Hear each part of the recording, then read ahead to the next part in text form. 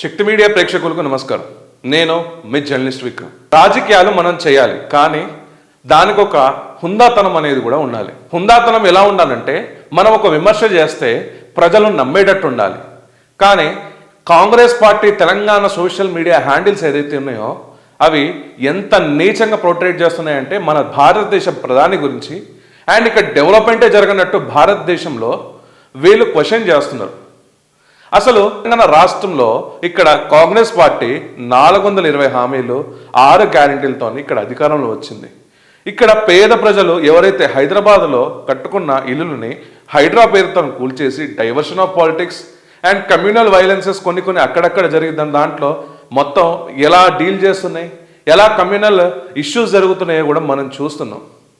ఇదంతా పక్కన పెడితే అసలు భారతదేశంలో మన ప్రపంచ దేశాలకి మన డిఫెన్స్ సిస్టమ్నే కానివ్వండి, మన యొక్క కల్చర్ అండ్ ఎకనామిక్ గ్రోతే కానివ్వండి, ఇవన్నీ చూస్తుంటే ఇక్కడ తెలంగాణ కాంగ్రెస్ ఏదైతే ఈ సోషల్ మీడియా ఇలాంటి పోస్టర్స్ చేస్తున్నారో వారికి కనిపించట్లే మిత్రులారా.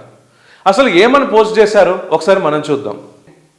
మేక్ ఇన్ ఇండియా ఫెయిల్డ్ అంట, మహిళా భద్రత ఫెయిల్డ్ అంట, స్వచ్ఛ భారత్ ఫెయిల్డ్ అంట, నమామి గంగా ఫెయిల్డ్ అంట, నోట్ల రద్దు ఏదైతే డిమానిటైజేషన్ ఫెయిల్డ్ అంట, కాలుష్య నియంత్రణ ఫెయిల్ అంట, ఎకనామికల్ ఏదైతే ఉందో నియంత్రణ అది ఫెయిల్డ్ అంట, 100 స్మార్ట్ సిటీస్ ఫెయిల్డ్ అంట, అవినీతి నియంత్రణ ఫెయిల్డ్ అంట, 2023 నాటికి బుల్లెట్ ట్రైన్ ఫెయిల్డ్ అంట, $40 ఫెయిల్డ్ అంట, ప్రతి సంవత్సరం 2 కోట్ల ఉద్యోగాలు ఫెయిల్డ్ అంట, రైతుల ఆదాయం రెట్టింపు ఫెయిల్డ్ అంట, నిరుద్యోగం తగ్గించడం ఫెయిల్డ్ అంట, ప్రతి ఖాతాకు 15 లక్షలు ఫెయిల్డ్ అంట, 2024 నాటికి 5 ట్రిలియన్ ఆర్థిక వ్యవస్థ ఫెయిల్డ్ అంట. మోడీ ఉన్నారు కాబట్టే ఇది సాధ్యమైంది అని వెటకారంగా ఇక్కడ తెలంగాణ రాష్ట్ర కాంగ్రెస్ పార్టీ ఏదైతే అఫీషియల్ హ్యాండిల్ ఉందో ఇలా పోస్ట్ చేయడం జరిగింది. అయితే ఇప్పుడు మనం మన స్టైల్లో ఈ డిజిటల్ దంగల్ ఏదైతే ఉందో ఆ డిజిటల్ దంగల్ ఎలా ఉంటుందో కొంచెం తెలంగాణ కాంగ్రెస్కి మనం మేము ఫస్ట్ మన స్లైడ్ వచ్చేసరికి ఇప్పుడు చూస్తే friends, your criticism our facts. మీరు ఏదైతే విషం చింపుతున్నారో మన నరేంద్ర మోడీ మన ప్రధాని మీద, దానికి డిజిటల్ దంగర్కి ఇప్పుడు రెడీగండి. ఆర్థిక వ్యవస్థ మేక్ ఇన్ ఇండియా ఫెయిల్డ్ కాదు, అది సూపర్ హిట్. ఎందుకంటే నిజం ఏందో తెలుసుకుందాం. 2014 10% ఉన్న ఇప్పుడు 5th లార్జెస్ట్ ఎకానమీగా మనకి ఎదిగింది. ఇక్కడ వీళ్ళు చెప్తున్నట్టు ఆర్థిక వ్యవస్థ ఏదైతే ఉందో అది వీళ్ళు ఫెయిల్డ్ అంటున్నారో అది పెరిగింది కానీ తగ్గలేదు. అండ్ ఇక్కడ మేక్ ఇన్ ఇండియా ప్రాసెస్లో ఇక్కడ చూడండి, ఒకప్పుడు ఫోన్లు దిగుమతి, ఇప్పుడు 2వ అతిపెద్ద మొబైల్ తయారీగా దేశంగా మన ఇండియా మారింది. మీరు ఏదైతే ఈ సోషల్ మీడియా పోస్టులు పెడుతున్నారో దా సిస్టమ్స్ ఎక్కడెక్కడ మేక్ ఇన్ ఇండియా కింద ఎలా వస్తున్నాయి కూడా ఒకసారి చూడండి. అండ్ ఇంకొకటి, ఆయుధాలు 85 దేశాలు ఎగుమతికి చేస్తున్నాం మనం, 80+ దేశాలకు మన ఇండియా నుంచి. సో ఇక్కడ ఎకనామికల్ లెవెల్గా వీరు చెప్పినట్టు ఇది బూటకమని అర్థమైందా మీకు ఇప్పుడైనా? అండ్ ఇంకొకటి, వీళ్ళన్న దాంట్లో ఇంకో క్వశ్చన్ ఏముందో ఇప్పుడు మనం చూద్దాం. వీళ్ళు ఇన్ఫ్రాస్ట్రక్చర్ గురించి మాట్లాడుతున్నారు, పనులు శరవేగంగా మారుతున్నాయి, ఏది బుల్లెట్ ట్రైన్. అంతేకాకుండా వందే భారత్ రైలుతో దేశ ముఖ చిత్రం మారిపోయిందనడానికి ఎక్కడైనా అతిశయోక్తి ఉందా మిత్రులారా? వందే భారత్ ట్రైన్ ఎలా మనకి అక్యురేట్గా మనకి ఎన్ని స్టేషన్స్ కవర్ చేస్తున్నాయి? మన తెలంగాణ ఆంధ్ర అయినా సరే, నార్త్ ఇండియన్ అయినా సరే, సౌత్ ఇండియన్ అయినా సరే, నార్త్ ఈస్ట్ అయినా సరే ఎలా నడుస్తున్నాయో మనకు ఆల్రెడీ తెలుసు. అండ్ ఇంకొకటి, హైవే ఇన్ఫ్రాస్ట్రక్చర్ ఇంతకుముందు 12 కిలోమీటర్లకి ఒక రోజుకి వేసేటోళ్ళు అయితే ఇప్పుడు 30 కిలోమీటర్లు ఒక రోజుకి వేస్తున్నారు. ఇది గతంతో పోల్చుకుంటే ఇప్పుడు ఇది ఎంత అక్యురేట్స్గా మనకి ఇక్కడ ఎంత హై స్పీడ్గా ఇక్కడ హైవేస్ డెవలప్ అవుతున్నాయి. అండ్ ఎక్స్ప్రెస్ హైవేస్ గురించి మనం చెప్పుకుంటే ప్రతి డిస్టిక్కి కనెక్టివిటీగా ఎక్స్ప్రెస్ హైవేస్ ఇప్పుడు మారుతున్నాయా లేదా? ఇది వాస్తవమా కాదా అనబడిని ఈ కబోదులకి ఏమని మనం చెప్పాలి? ఈ ప్రూఫ్లతోని వారికి చెప్పి డిజిటల్ దంగాలంటే ఏందో చూపిద్దాం మనం. అండ్ ఇంకొకటి, మనకి ఇక్కడ ఈ విమానాశ్రయం ఇంత 2014 వస్తే 74, ఇప్పుడు వచ్చేసరికి 148. ఇక్కడ మనకి ట్రాన్స్పోర్టేషన్ ఇక్కడ మనం చూస్తే ట్రైన్ రోడ్వే కానివ్వండి, ఇక్కడ మనకి ఇక్కడ రైల్వేనే కానివ్వండి, ఇక్కడ రోడ్వేనే కానివ్వండి, ఇక్కడ మనకి మన ఎయిర్వేసే కానివ్వండి, ఎలా మనకి అప్డేట్ అవుతున్నాయో వీళ్ళు ఈ అప్డేట్ అయిన థింగ్స్ని కూడా వీళ్ళు జీర్ణించుకోలేకపోతున్నారు. ఇంతకుముందు 12 కిలోమీటర్లు వేసేది ఏంటి, ఇప్పుడు 30 కిలోమీటర్లు వేసేది ఏంటి? ఇంతకుముందు 74 ఉండడం ఏంటి, ఇప్పుడు 148 ప్లస్ మన విమానాశ్రయం తెచ్చుకోవడం ఏంది? 75 సంవత్సరాల నుంచి వీళ్ళు ఇక్కడ కాంగ్రెస్ ఇక్కడ పరిపాలించింది ఎన్ని సంవత్సరాల నుంచి ఉందో కూడా మీకు తెలుసు మిత్రులారా. కానీ ఇప్పుడు అప్పుడు దాకా చేసింది 74 2014 వరకు. దానికి ఇప్పుడు డబుల్ త్రిబుల్ చేసుకుంటూ భారతదేశ సర్కార్ ఇక్కడ నరేంద్ర మోడీ గారి ప్రభుత్వం చేస్తుంది. ఇక్కడ దీంట్లో ఏమన్నా డౌట్స్ ఉన్నాయా మిత్రులారా? ఇక్కడ కాంగ్రెస్ కళ్ళు లేని కబోదుల్లాగా ఎందుకు ఇట్లా వ్యవహరిస్తుంది మరి దీని గురించి? అండ్ వీళ్ళు అంటున్నారు అవినీతి నోటు రద్దు చేసిన తర్వాత ఏం జరిగింది అనేసి. ఇక్కడ 46% పెరిగింది మనకి. ఎందుకంటే ఇక్కడ నోట్ల రద్దు తర్వాత డిజిటల్ ఎకనామీ పునాదిగా మారింది. ఇప్పుడు ప్రపంచ లావాదేవీల్లో 46 వాటా భారత్దే డిజిటల్ పేమెంట్లో. ఆల్ ఓవర్ వరల్డ్లో మనకి 46% ఏ డిజిటల్ పేమెంట్ చేసేది ఈ కేవలం మన భారతదేశం. ఈ యూపీఐ అనేది ఇంట్రడ్యూస్ చేసింది నరేంద్ర మోడీ గారి సర్కార్. ఇదే కేంద్ర మంత్రి చిదంబరం గారు అసలు నెట్ లేకుంటే ఈ ఫోన్పేలు పనిచేస్తాయా అనేసి మాట్లాడాడు. ఫస్ట్ మేక్ ఇన్ ఇండియాలో మనం ఇక్కడ నెట్వర్క్ ఎస్టాబ్లిష్ చేసుకున్నాం. దాని తర్వాత ఇక్కడ యూపీఐ డిజిటల్ ట్రాన్సాక్షన్ ప్రతి గల్లీ దగ్గర ఉన్న కిరాణా దగ్గర నుంచి మనం వెళ్తున్న సూపర్ మార్కెట్ వరకు మనం వెళ్తున్న కార్స్ కానీ కార్ షోరూమ్సే కానివ్వండి, ఇంకేదైనా వగైరా కానీ మన లైఫ్ ఇన్సూరెన్స్ పాలసీసే కానివ్వండి, మన రీఛార్జెసే కానివ్వండి, ఇప్పుడంతా మనం యూజ్ చేసుకుంటుంది డిజిటల్ ఎకనామీలోనే. ఇప్పుడు ప్రపంచ దేశాల 46% మనం పెరిగింది కదా. మరి ఇక్కడ ఈ కళ్ళు లేని కబోదులకి ఎందుకు కనబడట్లేదు ఈ ఎకనామికల్ గ్రోత్ అండ్ ఈ డిజిటల్ ట్రాన్సాక్షన్ నోట్ల రద్దు తర్వాత డీలిమిటేషన్ తర్వాత ఇక్కడ మనకి యూపీఐ అనేది డిజిటల్ పేమెంట్స్ 46% ఓవరాల్ వరల్డ్లో మనది ర్యాంక్ ఉందంటే అసలు ఏందది? ప్రతి చిన్న దానికి వీళ్ళు చేస్తున్నారు కదా. ఇప్పుడు ఆ ఫ్లైయర్ చేసినందుకు కూడా ఈయనకి ఫోన్పేనో గూగుల్ పే నుంచో వాళ్ళకి వేయాల్సిన పేటిఎంలో కానీ వేస్తూనే ఉంటారు కదా ఇలా విషయం చింపినందుకు సోషల్ మీడియా పోస్టర్లో. సో ఇక్కడ నీకు శాలరీ తీసుకుంటుంది కూడా నరేంద్ర మోడీ గారు చేసిన అభివృద్ధి కదా.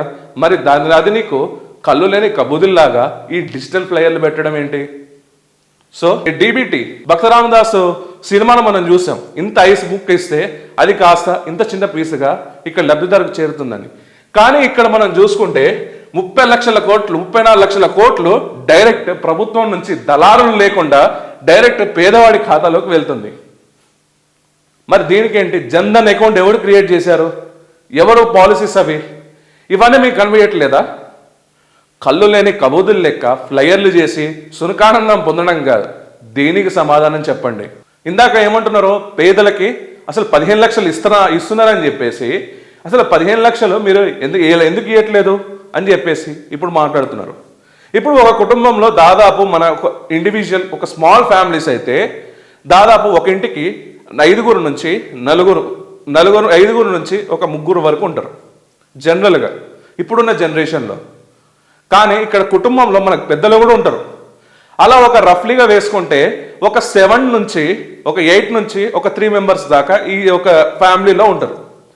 అంటే 8x5 ఎంత ఇన్సూరెన్స్ ఇచ్చింది ఇక్కడ మనకి హెల్త్ ఇన్సూరెన్స్ కింద 40 లక్షలు. అదే ఇండివిజువల్ ఫ్యామిలీ అయితే 15 లక్షలు. అరే నువ్వు అంటున్నా ఏదైతే వెటకారంగా 15 లక్షలు ఇచ్చారా మోడీ గవర్నమెంట్ అంటే ఇక్కడ 40 లక్షల నుంచి నీ హెల్త్ ఇన్సూరెన్స్ 15 లక్షల దాకా నీకు కనబడట్లేదా? జాయింట్ ఫ్యామిలీ నుంచి స్మాల్ ఫ్యామిలీ వరకు నీకు కనబడట్లేదా ఇక్కడ ఇన్సూరెన్స్ ఇచ్చేది? ఓ కళ్ళు లేని కబోది ఫ్లైయర్ చేసేటోడా ఇది జర చూడు. ఇంకొకటి ఆత్మగౌరవం కింద మనకి మరుగుదొడ్ల నిర్మాణం స్వచ్ఛ భారత్ కింద. అసలు బాత్రూమ్స్ లేని ఊరు మనం ఇప్పుడు చూస్తున్నామా? అరే భయ్ మీరు 2014 దాకా మీరు అధికారంలో ఉన్నారు. ఈ టాయిలెట్లు కట్టించాలనే ఒక సోయి కూడా మీకు లేకపోయింది. ఒక ఆడపిల్లకి ఒక మహిళకి మీరు ఒక సెల్ఫ్ రెస్పెక్ట్ కింద ఇక్కడ నరేంద్ర మోడీ గారు దాదాపు 14 కోట్ల మరుగుదొడ్లు నిర్మాణం చేపించారు. మరి మీరేం చేశారు చెప్పండి? ఓ కళ్ళు లేని కబోదిల్లు బాత్రూంలో నీకు కనబడట్లేదా? గ్రామాలు 11 కోట్ల బాత్రూంలు నీకు కనబడట్లేదా మరుగుదొడ్లు? ఇది నరేంద్ర మోడీ గారి సర్కార్ ఇచ్చింది కాదా? ఇంకొకటి మహిళలకు ఏం చేశారంట? ఒకప్పుడు మనం చెట్లు నరికేసి మనం ఏదైతే పొయ్యిలు మనం వాడేటోళ్ళం దాన్ని ఇప్పుడు ఉజ్వల గ్యాస్ స్కీమ్ కింద దాదాపు మనకి 10 కోట్ల మంది పేద మహిళలకి గ్యాస్ కనెక్షన్లు ఇచ్చింది నరేంద్ర మోడీ గారి సర్కార్. మీరు గరీబీ హటావో అన్నారు కానీ ఆ గరీబీని మీరు ఏం చేశారంటే పేదలని తరిమేయాలని చూశారు. మీరు గరీబీ నై హట్నా గరీబోకు హట్నా అనుకుంటున్నారు. మీరు అర్థమైందా? మీరు వాళ్ళ ఏదైతే పావర్టీ లెవెల్స్ ని మీరు వచ్చేసరికి వాళ్ళని ఇంప్లిమెంట్ ఇంకా పావర్టీ లెవెల్స్లోనే లో పావర్టీ లెవెల్స్లోనే ఉంచుదాం అనుకున్నారు. కానీ ఇక్కడ నరేంద్ర మోడీ గారి సర్కార్ వచ్చేసరికి మీరు అట్లా ఉండొద్దు, మీరు గ్యాస్, మీ హెల్త్ ముఖ్యం అని చెప్పేసి ఇక్కడ ఉజ్వల గ్యాస్ కింద ఇచ్చారు. అండ్ ఇంకొకటి ఆహార భద్రత కింద 80 కోట్ల మందికి ఉచిత రేషన్ ఇచ్చుకుంటూ ఒక రికార్డ్ స్థాయిలో కోవిడ్ పాండమిక్ సిచ్యువేషన్ దగ్గర నుంచి టిల్ డే వరకు 80 కోట్ల మందికి ఎవరైతే రేషన్ కార్డు హోల్డర్స్ ఉన్నారో వారికి ఉచిత రేషన్ ఇస్తున్నారు. ఇది కాదా? మీరు 15 లక్షల దగ్గర స్టక్ అయిపోయారు. అంటే ఇప్పుడు ఇక్కడ మనకి చూస్తే హెల్త్ ముఖ్యం కాదా? ఇక్కడ ల్యాబొరేటరీస్ మనకి ఇక్కడ ముఖ్యం కాదా? స్వచ్ఛ భారత్ కింద అండ్ ఉజ్వల గ్యాస్ స్కీమ్ కింద ఇక్కడ జరిగింది, ఇది ముఖ్యం కాదా? అండ్ ఆహార భద్రత ఇది కాదా? నువ్వు అంటున్నా ఫెయిల్డ్ అని, స్వచ్ఛ భారత్ కింద ఫెయిల్డ్ అన్నావు. ఇది స్వచ్ఛ భారత్ కింద ఫెయిల్డా, సక్సెస్ఫుల్ ఇక్కడ జరిగిన మైల్ స్టోనా? ఇక్కడ ఉజ్వల గ్యాస్ కింద పర్యావరణాన్ని చెట్లు నరకకుండా ఉందా? చెట్లు నరుగుతున్నారా ఇంకా? మరి దీని గురించి ఎందుకు మాట్లాడడం? ఇంకొకటి ఇక్కడ ఉచిత రేషన్, గరీబీ హటావో అన్నావు. ఇక్కడ మీరు గరీబీని హటావో కాదు, ఎవరైతే లో పవర్టీ ఉన్నారో వాళ్ళని ఈ దేశాన్ని నుంచి తరమేద్దామని చూశారు మీరు. కానీ ఇక్కడ నరేంద్ర మోడీ గారి సర్కార్ దానికి భిన్నంగా మీరు ఎలా డెవలప్ అవ్వాలని చెప్పేసి చూపించారు. అది నరేంద్ర మోడీ గారి సర్కార్ అంటే.